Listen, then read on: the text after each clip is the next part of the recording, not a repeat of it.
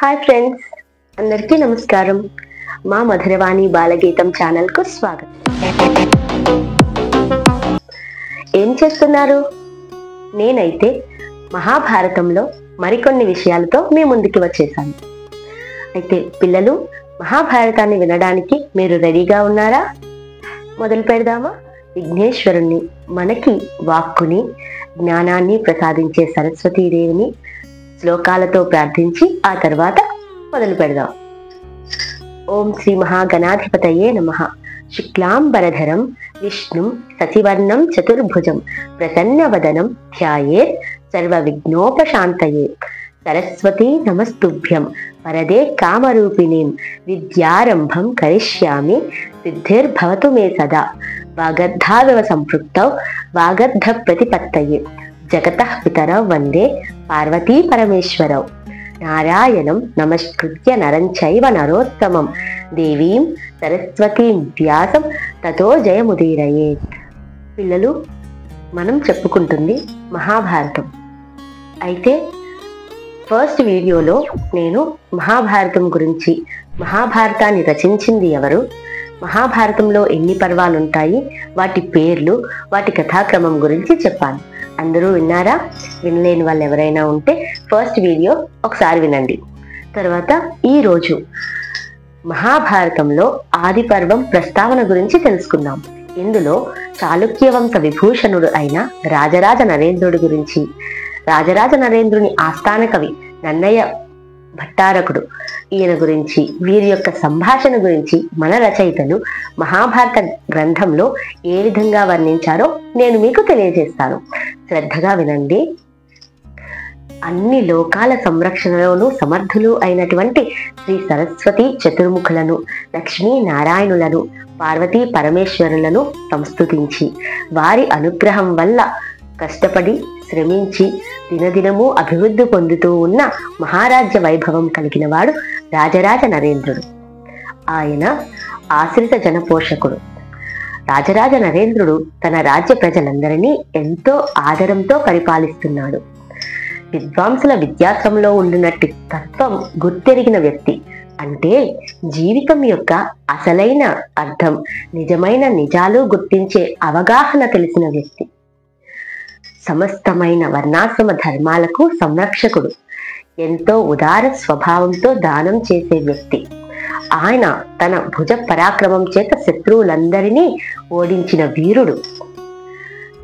ఆ మహారాజు రాజవంశానికంతటికీ ఏకైక విభూషణం, అనగా ఇతర అలంకారాలు అవసరం లేనట్టి గొప్ప గుణం, గొప్ప లక్షణం కలిగిన వారు.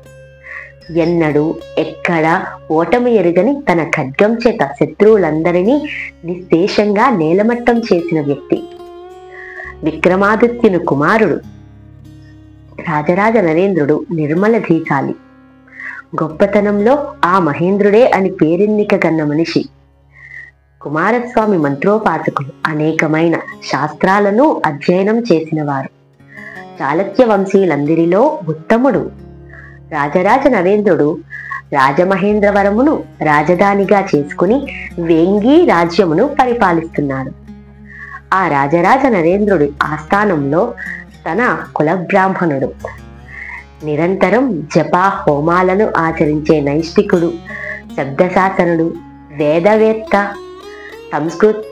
సంస్కృతాంధ్ర భాషలలో కావ్యరచనలో చేసిన కవీశ్వరుడు, బ్రహ్మానాది పురాణాల విజ్ఞానంలో నిత్యాసక్తుడు, మహాప్రతిభాశాలి, నిత్య సత్యవ్రతుడు, సత్పురుషుడు అయిన నన్నయ్య భట్టారకుడు రాజరాజ నరేంద్రుని ఆస్థాన కవిగా ఉండేవారు. అయితే ఒకరోజు రాజరాజ నరేంద్రుడు నన్నయ్య భట్టుని చూసి ఈ విధంగా అన్నారు. మహానుభావ, మీరు చెప్పినటువంటి పురాణాలు ఎన్నో విన్నాను. అర్థశాస్త్రాల గురించి తెలుసుకున్నాను. ఉదాత్త రసంతో కూడిన కావ్యములు, నాటకములు ఎన్నో చూశాను. నా మనసంతా భక్తితో నిండిపోయింది. కానీ ఎన్ని విన్నా మహాభారతము విన్నదానితో సాటి రాలేదు. నా మనసు మహాభారత కావ్యము మీదనే లగ్నమైంది. నాకెప్పుడు మహాభారతము వినవలెనని కుతూహలముగా ఉంటుంది. ఎందుకంటే మా పూర్వులైన పాండవుల చరిత్ర తెలుసుకోవటం నాకు ప్రీతిపాత్రమైనది. కానీ మహాభారతము సంస్కృతంలో ఉంటుంది. దానిని మీరు తెలుగులోకి అనువదించాలి అని రాజరాజ నరేంద్రుడు కవీశ్వరుడు అయిన నన్నయ్యని అడిగారు. ఇది విని నన్నయ్య ఈ విధంగా అన్నారు: మహారాజా, మహాభారతాన్ని తెలుగులో రాయడం అంటే నిర్మల కాంతితో ప్రకాశించే నక్షత్రాలన్నీ లెక్కపెట్టడం లాంటిది. సమస్తమైన వేదశాస్త్రంలో ఉన్న సారాన్ని తెలుసుకోవడం లాంటిది. కేవలం బుద్ధిబలంతోనే మహాభారతాన్ని తెలుగులో రాయడం అంటే అలలతో ఉప్పొంగే సముద్రాన్ని దాటి ఆ పక్కకి చేరుకోవడం లాంటిది. ఇది నా వల్ల సాధ్యమవుతుందా అని సందేహంగా ఉంది. కానీ మహారాజా, తమరు ఆజ్ఞాపించారు కనుక విద్వాంసుల ఆశీర్వాదం వల్ల నా విధంగా అయినంత మేరకు నేను తప్పకుండా ప్రయత్నిస్తాను అని నన్నయ్య భట్టు రాజరాజ నరేంద్రునితో చెప్పారు. ఆ తరువాత నన్నయ్య త్రిమూర్తులను, గణపతిని, లక్ష్మి, పార్వతి, సరస్వతులను, కుమారస్వామిని, సూర్యదేవుని, సకల దేవతలను మనసులో తలుచుకొని వారికి నమస్కారం చేశారు. ఆదికవి వాల్మీకి, పరాశర కుమారుడైన వేదవ్యాసునికి నమస్కారం చేశారు. నన్నయ్య కంటే ముందుగా ఉన్న కవులందరికీ నమస్కరించి నన్నయ్య సహపాఠి నారాయణ భట్టు సహాయంతో ఈ మహాభారతాన్ని తెలుగులోకి అనువదించారు. ఇంకా ఎర్రాప్రగడ, తిక్కన సోమయాజులు కూడా మహాభారతాన్ని తెలుగులోకి అనువదించిన వారే. అయితే నన్నయ్య మనకి అందించిన తెలుగు మహాభారతాన్ని రేపటి నుండి మనం కొంచెం కొంచెంగా తెలుసుకుందాం. ఈ వీడియో మీకు నచ్చినట్లయితే ప్లీజ్ లైక్ చేయండి, మీ ఫ్రెండ్స్ అండ్ ఫ్యామిలీకి షేర్ చేయండి, మీ అభిప్రాయాన్ని కామెంట్ చేయండి, మా ఛానల్ను సబ్స్క్రైబ్ చేసుకోండి. తర్వాత వీడియోలో కలుద్దాం. జై శ్రీరామ్, జై హనుమాన్.